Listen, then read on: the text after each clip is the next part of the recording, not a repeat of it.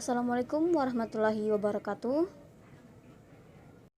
Perkenalkan, nama saya Putri Amelia Salsabila Amir dari kelas 12 IPA 2 nomor urut 26.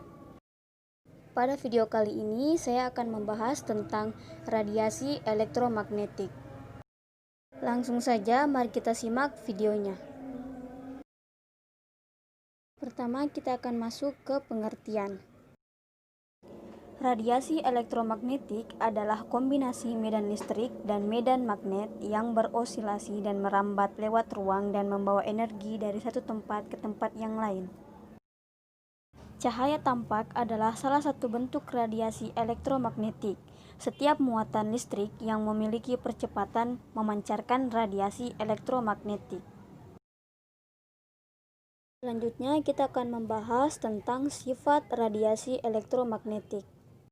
Sifat dari radiasi elektromagnetik antara lain: 1. Dapat merambat di ruang hampa. 2. Merupakan gelombang transversal. 3. Mengalami pemantulan atau refleksi. 4. Mengalami pembiasan atau refraksi. 5. Mengalami interferensi. 6. Mengalami lenturan atau difraksi. 7. Arah rambatannya tidak ditentukan oleh medan listrik maupun medan magnet. 3. Sumber radiasi elektromagnetik. Sumber radiasi elektromagnetik yang paling utama adalah matahari. Matahari menghasilkan gelombang elektromagnetik dengan berbagai frekuensi. Gelombang-gelombang elektromagnetik yang dipancarkan matahari ini menjadi sumber energi utama bagi kehidupan di bumi. Sinar ultraviolet yang dipancarkan matahari berguna bagi tumbuhan untuk berfotosintesis. Selain itu, cahaya tampak yang dihasilkan matahari membantu manusia untuk dapat melihat lingkungan sekitarnya. Selain matahari, bumi juga memancarkan radiasi elektromagnetik.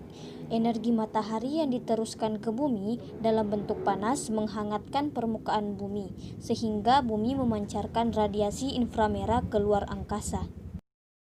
Gelombang radio dihasilkan oleh arus listrik makroskopik yang berosilasi pada antena pemancar radio atau peralatan elektronik lainnya. Gelombang cahaya tampak dihasilkan oleh transisi elektron dalam atom ke tingkat energi yang lebih rendah. Selain dari matahari, sinar ultraviolet juga dihasilkan oleh lampu merkuri. Spektrum kontinu dari sinar X dihasilkan oleh elektron yang menumpuk keping logam dalam ruang hampa. Tumbukan ini menyebabkan elektron-elektron dalam pada atom mengalami transisi sehingga garis-garis sinar X dihasilkan dari proses tersebut. Sinar gamma dihasilkan oleh ketidakstabilan inti atom unsur radioaktif. Ketika terjadi peluruhan inti, atom akan meradiasikan partikel alfa, partikel beta, dan sinar gamma. 4. Manfaat radiasi elektromagnetik. Radiasi gelombang elektromagnetik telah dimanfaatkan dalam kehidupan sehari-hari, misalnya dalam bidang kesehatan, industri, komunikasi, astronomi, hingga seni. Saat ini, penggunaan gelombang elektromagnetik dalam bidang industri sering kita jumpai. A. Gelombang radio MF dan HF untuk komunikasi radio. Memanfaatkan sifat gelombang MF dan HF yang dapat dipantulkan oleh lapisan ionosfer hingga dapat mencapai tempat yang jauh. B. Gelombang radio UHF dan VHF untuk komunikasi satelit. Memanfaatkan sifat gelombang UHF dan VHF yang dapat menembus lapisan atmosfer atau ionosfer hingga dapat mencapai satelit. C. Gelombang mikro. 1. Untuk pemanas microwave. 2. Untuk menganalisa struktur atomik dan molekul. 3. Dapat digunakan untuk mengukur kedalaman laut. 4. Digunakan pada rangkaian televisi. 5. Untuk komunikasi radar. D. Sinar inframerah. 1. Untuk terapi fisik, menyembuhkan penyakit cacar dan encok.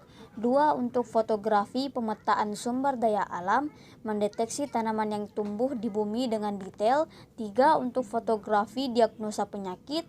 4. Digunakan pada remote control berbagai peralatan elektronik seperti alarm pencuri. 5. Mengeringkan cat kendaraan dengan cepat pada industri otomotif.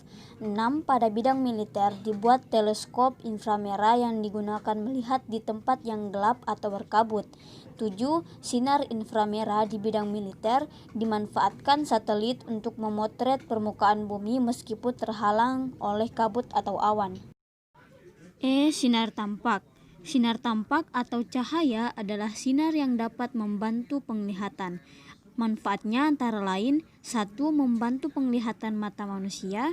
2. Salah satu aplikasi dari sinar tampak adalah penggunaan sinar laser dalam serat optik pada bidang telekomunikasi. F. Sinar ultraviolet. Matahari merupakan sumber utama dari sinar ultraviolet, dan lapisan ozon O3 di atmosfer berfungsi menyerap sinar ultraviolet yang dihasilkan oleh cahaya matahari. Manfaatnya antara lain: 1. Untuk proses fotosintesis pada tumbuhan. 2.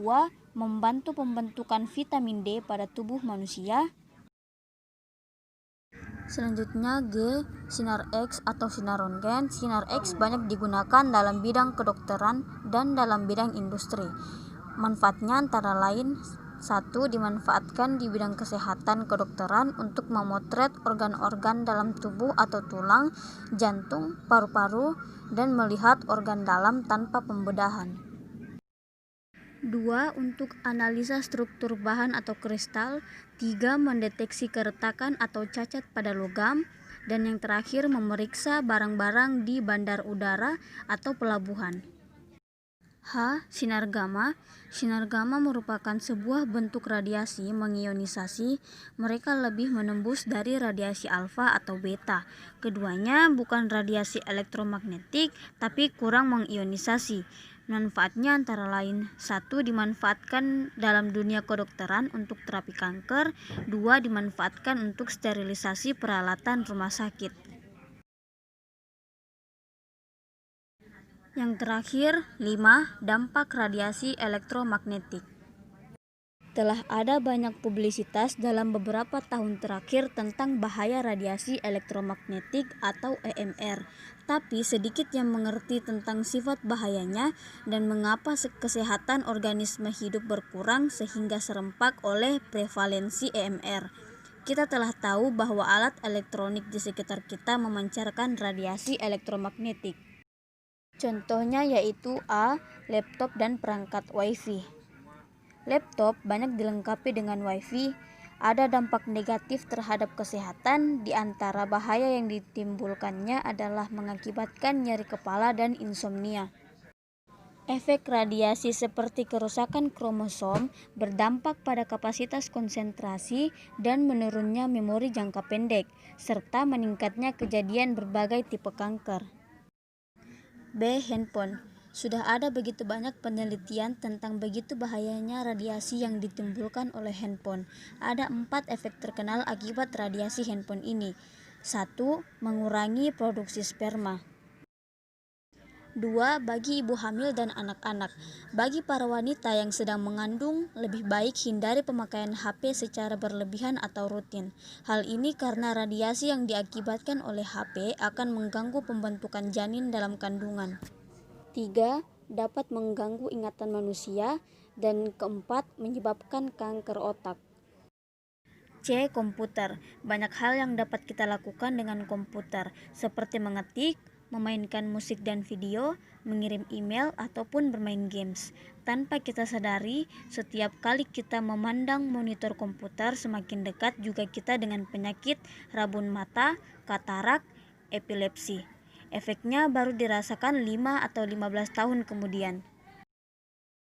Dampak yang terakhir adalah televisi. Selain sebagai media yang sering digunakan sebagai tempat berkumpul keluarga, televisi juga memiliki dampak buruk bagi kesehatan kita. Sinar biru yang dihasilkan oleh layar televisi dapat menimbulkan luka fotokimia pada retina mata. Resiko kerusakan akibat paparan sinar biru lebih besar pada anak dibanding pada orang dewasa karena tingkat kejernihan lensa mata anak lebih tinggi dibanding pada orang dewasa, sehingga lebih banyak sinar biru yang akan ditangkap oleh retina mata anak sekitar 70-80% dibanding retina mata orang dewasa sekitar 50%. Sekian penjelasan dari saya, kurang lebihnya mohon dimaafkan. Wassalamualaikum warahmatullahi wabarakatuh.